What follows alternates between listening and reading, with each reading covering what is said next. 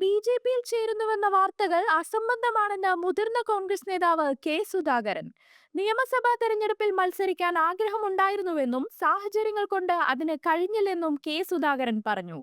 പേരാവൂരിലും കണ്ണൂരിലും പ്രചരണത്തിനിറങ്ങുമെന്നും പാർട്ടിയിലെ ഒരു കുട്ടിയെ പോലും തോൽപ്പിക്കാൻ താൻ ശ്രമിക്കില്ലെന്നും അദ്ദേഹം വ്യക്തമാക്കി. റിപ്പോർട്ടർ ടിവിയോട് പ്രതികരിക്കുകയായിരുന്നു അദ്ദേഹം. ബി.ജെ.പിയിൽ ചേരുമെന്ന വാർത്ത ശുദ്ധ അസംബന്ധം. മത്സരിക്കാൻ ആഗ്രഹമുണ്ടായിരുന്നു. സാഹചര്യങ്ങൾ കൊണ്ട് കഴിഞ്ഞില്ല. അതിൽ മറ്റു പ്രശ്നങ്ങളൊന്നുമില്ല. പാർട്ടിയിലെ ഒരു കുട്ടിയെ പോലും തോൽപ്പിക്കാൻ ശ്രമിക്കില്ല. കോൺഗ്രസ് മിന്നും വിജയം നേടും. ബി.ജെ.പിയിൽ പോകുന്ന കാര്യം ഇന്നുവരെ ആലോചിച്ചിട്ടില്ല. ഇനി അങ്ങനെ ആലോചിക്കുകയുമില്ല. രാഷ്ട്രീയ എത്തിക്സ് ഉള്ള ആളാണ് ഞാൻ. പിണറായി സർക്കാരിനെ എങ്ങനെയെങ്കിലും താഴെ ഇറക്കിയേക്കും, കെ സുധാകരൻ പറഞ്ഞു. കോൺഗ്രസിന്റെ സ്ഥാനാർത്ഥി പട്ടിക ഔദ്യോഗികമായി പുറത്തു വന്നതിനു ശേഷമുള്ള ആദ്യ പ്രതികരണമാണിത്.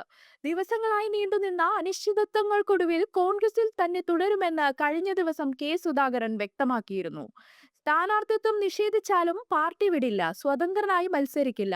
പാർട്ടി പറഞ്ഞാൽ മാത്രം മത്സരിക്കും. പാർട്ടി എത്രയോ വലുതാണെന്നും കെ സുധാകരൻ പറഞ്ഞിരുന്നു.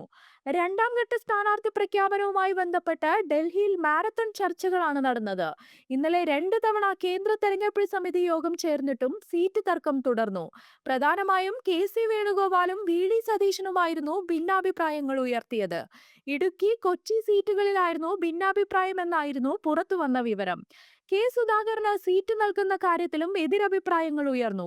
എം.പിമാർക്ക് സീറ്റ് നൽകേണ്ടതില്ല എന്ന നിലപാടിൽ വി.ഡി. സതീശൻ ഉറച്ചുനിന്നു.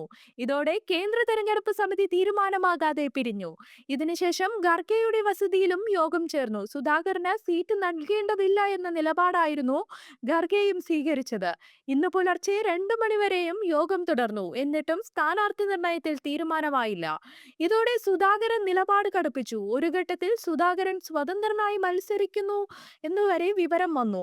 ഇതോടെ അനുനയ നീക്കവുമായി മുതിർന്ന നേതാക്കളായ രമേശ് ചെന്നിത്തലയും എ.കെ. ആന്റണിയും രംഗത്തെത്തി. എത്രയും പെട്ടെന്ന് വിഷയത്തിൽ ഇടപെടണമെന്നാവശ്യപ്പെട്ട് രമേശ് ചെന്നിത്തല രാഹുൽ ഗാന്ധിയുമായി സംസാരിച്ചു.